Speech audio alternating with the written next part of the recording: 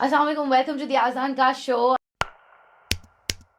आज का हमारा क्वेश्चन है कि what are the characteristics of a competitive market, कि कंपेटिटिव मार्केट क्या होता है और उसके कैरेक्टरिस्टिक्स क्या है। सो कंपेटिटिव तो होते ही हैं मार्केट्स।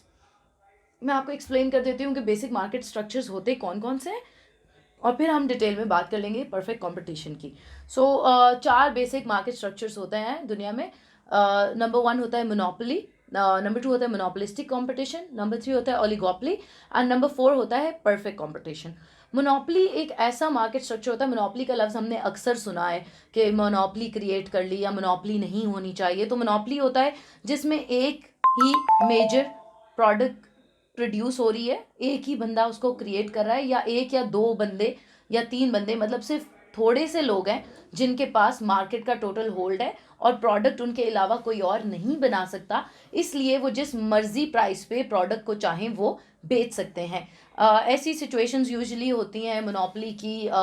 कोई कैंसर की मेडिसिन है फॉर एग्जांपल, या कोई इस किस्म की चीज़ है जो सिर्फ एक प्रोड्यूसर या दो प्रोड्यूसर्स बना रहे हैं और कोई और नहीं बना रहा। जब सिर्फ एक या दो या तीन बहुत थोड़े लोग सिर्फ एक स्पेसिफिक प्रोडक्ट बना रहे हैं और कोई नहीं बना रहा है, इसका मतलब है कि उनकी जितनी मर्जी सप्लाई कम हो या ज़्यादा हो, उनकी प्राइस मोनोपोली वो क्रिएट कर सकते हैं, वो जितनी मर्जी प्राइस पे बेचना चाहें। फॉर एग्जांपल, अगर आपको एक मेडिसिन चाहिए, हर हाल में चाहिए, आपका पेशेंट है, ही इज़ डाइंग, अब वो मेडिसिन आपको 1 लाख रुपए में मिल रही है, 10 लाख रुपए में मिल रही है, 50 लाख में मिल रही है, you have no other option to buy it, क्योंकि और कोई उसको बेच भी नहीं रहा और कोई उसको बना भी नहीं रहा। तो मोनोपोली ऐसी चीज़ है विच इज़ नॉट हेल्दी। उसके अंदर प्राइस का जो टोटल कंट्रोल है वो मैन्युफैक्चरर के पास है, क्योंकि वो जिस मर्जी प्राइस पे उसको बेचना चाहे वो बेच सकता है, कोई उसको रोक या पूछ नहीं सकता, बिकॉज कस्टमर्स के पास और कोई ऑप्शन ही नहीं होता।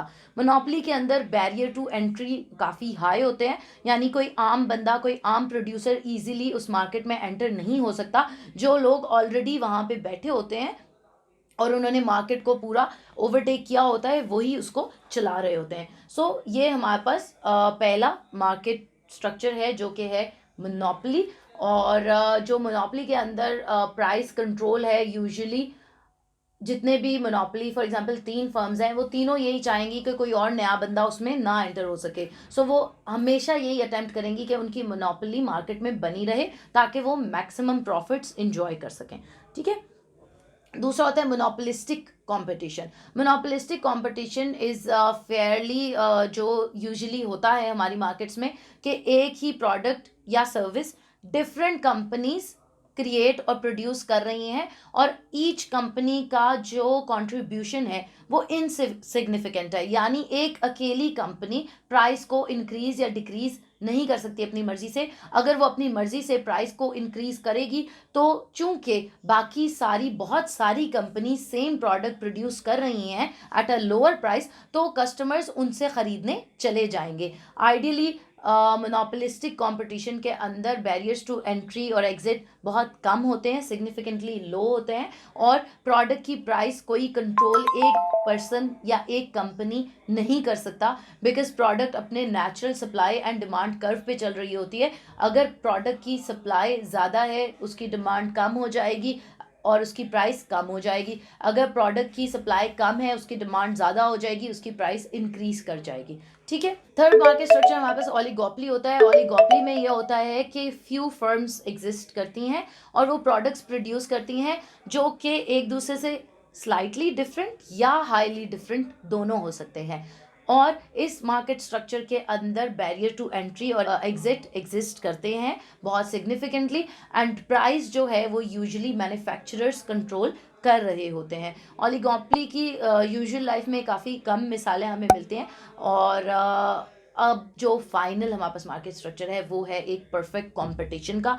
परफेक्ट कंपटीशन यूजुअली एग्जिस्ट नहीं करता मार्केट में, बट ये एक आइडियल कंपटीशन की स्टेज है एक मार्केट स्ट्रक्चर की, जिसको हमने क्रिएट किया हुआ है, इकोनॉमिस्ट ने क्रिएट किया हुआ है टू गेट अ कंपैरिजन कि कोई मार्केट इस मतलब एक मेरिट होता है ना, आइडियल हम डिसाइड कर लेते हैं कि ये आइडियल मार्कअप है, फिर बाकियों को उसके साथ मैच करके देखते हैं कि ये मोनोपोली इधर फॉल कर रहा है, मोनोपोलिस्टिक इधर फॉल कर रहा है, ओलिगोपोली इधर फॉल कर रहा है। सो परफेक्ट कंपटीशन में ये होता है कि बहुत ज़्यादा कंपनीज हैं, मैन्युफैक्चरर्स हैं, प्रोड्यूसर्स हैं, बहुत ज़्यादा बायर्स हैं, और सारी प्रोडक्ट्स एक जैसी हैं, सब मैन्युफैक्चरर्स और सब प्रोड्यूसर्स की प्रोडक्ट्स एक दूसरे से बिल्कुल भी मुख्तलिफ नहीं हैं। जो बायर है वो कम्प्लीटली अवेयर है about the quality, quantity, price, utility of the product. Buyer किसी भी धोखे में नहीं है, उसको कुछ छुपाया नहीं उससे जा रहा। और परफेक्ट कंपटीशन के अंदर कोई बैरियर टू एंट्री और एग्जिट नहीं होता। कोई भी उस मार्केट में आ सकता है, कोई भी उस मार्केट से जा सकता है। एग्रीकल्चर एक काफ़ी क्लोज मिसाल है परफेक्ट कंपटीशन की। और अगर हम देखें, ये मेरी ज़ाती राय है कि जो इंटरनेट बेस्ड कंपनीज अब बन रही हैं, जैसे डिजिटल मार्केटिंग की है, सोशल मीडिया की है, वेब डिज़ाइन की है, ये भी आइडियली परफेक्ट कंपटीशन के काफ़ी करीब है। बिकॉज उसके अंदर बहुत ज़्यादा प्रोड्यूसर्स हैं, बहुत ज़्यादा बायर्स हैं, and customers can easily compare between each other, and उनकी मोर और लेस सर्विस और क्वालिटी सेम है। परफेक्ट कंपटीशन के अंदर Pareto efficient allocation of resources होती है, यानी आइडियली हर चीज़ डिस्ट्रीब्यूटेड है। कुछ करेक्टरिस्टिक्स जो है मैं आपको दोबारा से पॉइंटर्स की बेसिस में बता देती हूँ कि नंबर 1, सारे प्रोड्यूसर्स इनसिग्निफिकेंटली एग्जिस्ट करते हैं, यानी कोई एक प्रोड्यूसर मार्केट में प्राइस को, प्रोडक्ट को कंट्रोल नहीं कर सकता किसी एक की प्रोडक्शन लेवल से। यानी कोई एक कंपनी अगर प्रोडक्ट को बनाना छोड़ देगी तो उससे मार्केट की सप्लाई पे कोई फर्क नहीं आएगा। फिर सेकेंडली, सारे प्रोड्यूसर्स प्राइस टेकर्स होते हैं। कोई एक प्रोड्यूसर इंडिविजुअली ऐसा नहीं कर सकता कि वो प्राइस इंक्रीज करेगा तो प्राइस ओवरऑल मार्केट की डिस्टर्ब हो जाएगी, बल्कि अगर वो एक इंक्रीज करेगा तो लोग दूसरे के पास चले जाएंगे। तीसरी बात ये होती है कि products and services are homogeneous, यानी कि उनकी क्वालिटी में, उनके मेयार में, उनकी यूटिलिटी में कोई फ़र्क नहीं है। ABCD सारी कंपनीज की जितनी भी प्रोडक्ट्स या सर्विसेज हैं उनकी बिल्कुल सेम यूटिलिटी है, सेम क्वालिटी है, सेम प्राइसिंग है। फिर प्रोड्यूसर्स जो हैं वो इजीली मार्केट में एग्जिट भी कर सकते हैं, एंटर भी कर सकते हैं। उन्हें कोई उसमें एंटर या करने, एग्जिट करने के लिए कोई बैरियर्स नहीं है। कोई लाइसेंसिंग मुश्किल किस्म की या कोई बहुत अपफ्रंट इन्वेस्टमेंट्स या इस तरह की चीज़ें एग्जिस्ट नहीं करती।